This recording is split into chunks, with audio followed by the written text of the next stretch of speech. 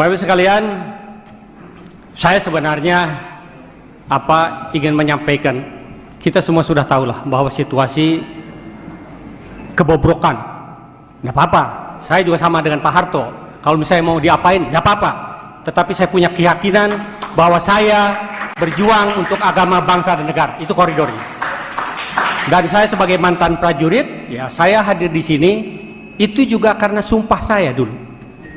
Sumpahnya diantaranya adalah, demi Allah saya bersumpah, saya ya pribadi, bahwa saya akan setia kepada Negara Kesatuan Republik Indonesia yang berdasarkan Pancasila dan Undang-Undang Dasar 1945 yang asli, bukan yang sekarang Undang-Undang Dasar 2002, bukan yang asli.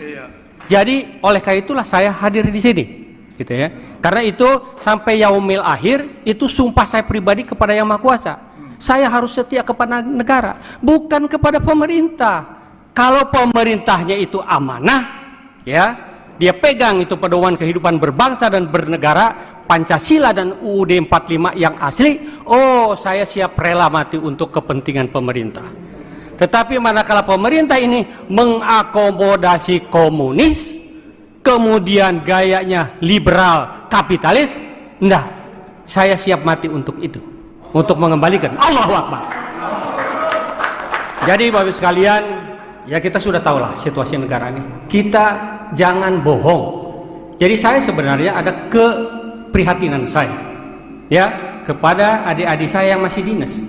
Harusnya TNI dan Polri, oke lah, Polri itu bukan kesatuan saya, tetapi TNI harusnya dia pegang koridor. Manakala pemerintah keluar dari koridornya, harusnya dia datang kepada pemerintah. Pemerintah masuk loh kepada koridor. Ini loh yang dibuat oleh founding father kita. Di sana tujuan kita. Sekarang saya mohon maaf ya, dari tujuan negara saja sekarang sudah diacak-acak.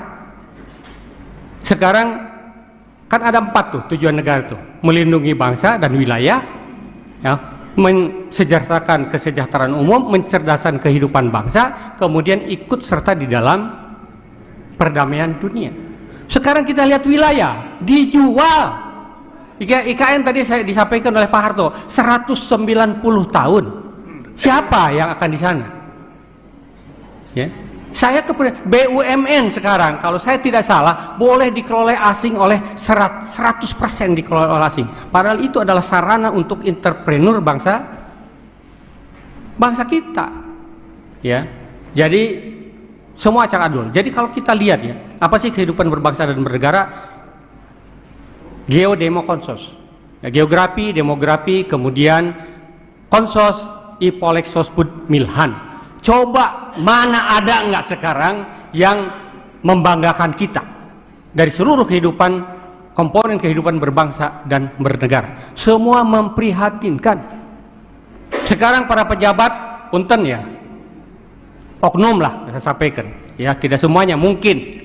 Tetapi kalau menurut saya mungkin hampir semuanya juga gitu.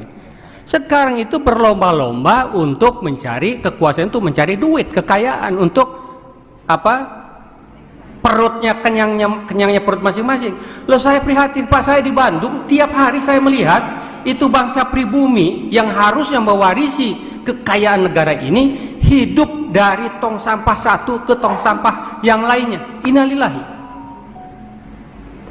Kalau saya monitor ceramahnya Cak Emput atau Pak Mahfud, kalau pemerintah ini mengelola negara ini dengan benar dari tambang saja, harusnya pemerintah mampu menyantuni warga negaranya, mulai dari yang baru lahir sampai dengan ke yang mau game over 20 juta per bulan, harusnya.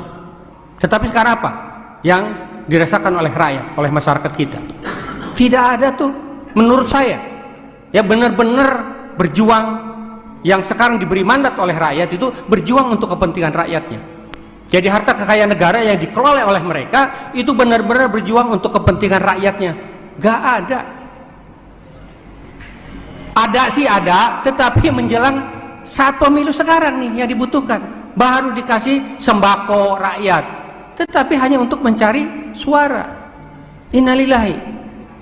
Jadi keprihatinan saya itu, Oleh karena itu, saya sudah sampaikan kepada siapapun, organisasi apapun, kalau saya diajak untuk membela agama, bangsa dan negara ini, ya, mensejahterakan rakyat, saya ikut. Mau dijadikan sebagai anggota pun saya ikut. Dan saya tidak pengen apa-apa, ya. Saya usia udah 65, sudah dapat bonus. Apalagi Pak Harto tadi, Pak Slamet, Pak Narko, kita ini udah bawa tanah, nggak pengen apa-apa lagi, tetapi selamatkan anak cucu bangsa ini. Allahu Akbar. Ya, jadi sekali lagi saya sampaikan berkali, saya nggak pengen apa-apa, enggak. Kalau seandainya Undang-Undang Dasar 45 sudah kembali ke aslinya, di situ ada proteksi terhadap pribumi Nusantara. Saya tidak mau seperti Singapura, saya tidak mau seperti Amerika yang Indian itu hilang dari peredaran. Kemudian saya juga tidak mau seperti aborigin di Australia. Yuk kita sama-sama bangun negara ini, tetapi bahwasanya ada resolusi PBB tentang pengakuan terhadap hak-hak masyarakat pribumi. Jadi yuk sama-sama kita bangun, ya. Ya punten ya, yang ada warga negara Indonesia dari bangsa lain, ya, yuk sama-sama kita. Makanya saya di dalam punten, di dalam UUD 45 itu adendumnya, salah satu saya sarankan untuk pasal 6. Pasal 6 kan presiden adalah orang Indonesia asli. Sekarang kan sudah dirubah. Presiden warga negara Indonesia yang sejak kelahirannya dia berada di Indonesia sudah bisa jadi presiden. Jadi kalau negara X ingin menguasai Indonesia dengan Undang-Undang Dasar 45 palsu, tidak perlu saya invasi. Saya siapkan agen saya, suami istri, saya luncurkan ke Indonesia, ya. Kemudian begitu anaknya lahir, ya, 40 tahun kemudian atau sekarang sudah dirubah, ya, untuk kepentingan pencalonan wapres jadi 35 tahun kan itu dia siap untuk jadi presiden Republik Indonesia. Operasi intelijen strategis dan kekuatan saya jadikan si agen saya jadi warga negara Indonesia, ya. Kemudian dengan kekuatan duit saya bina kekuatan di sini. Kalau di Kopassus itu ada yang terkenal namanya Operasi Sandiuda, itu Pak Narko tuh, ya. Jadi itu untuk menguasai negara ini. Jadi sadar nggak?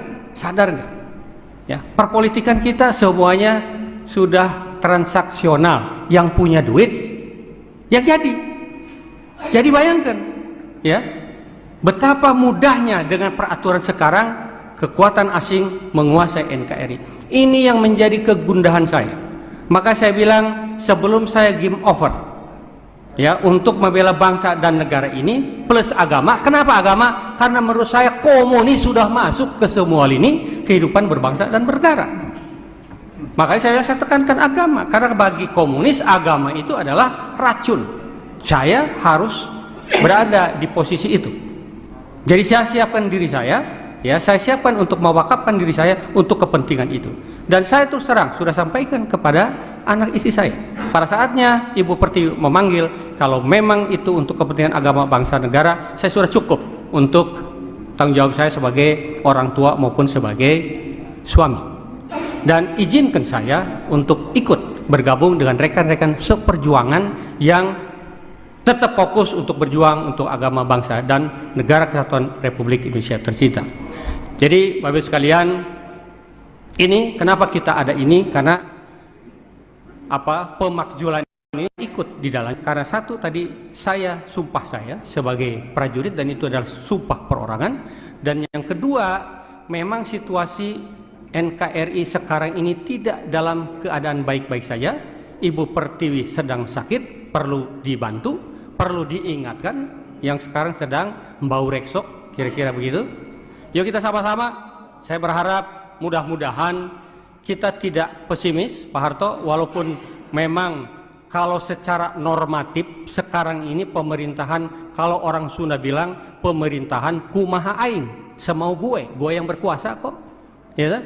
Nggak akan, Pak, secara normatif nggak akan bisa digoyang, nggak bisa, ya. Tetapi paling tidak menyadarkan masyarakat bahwa situasi ini harus ada perubahan.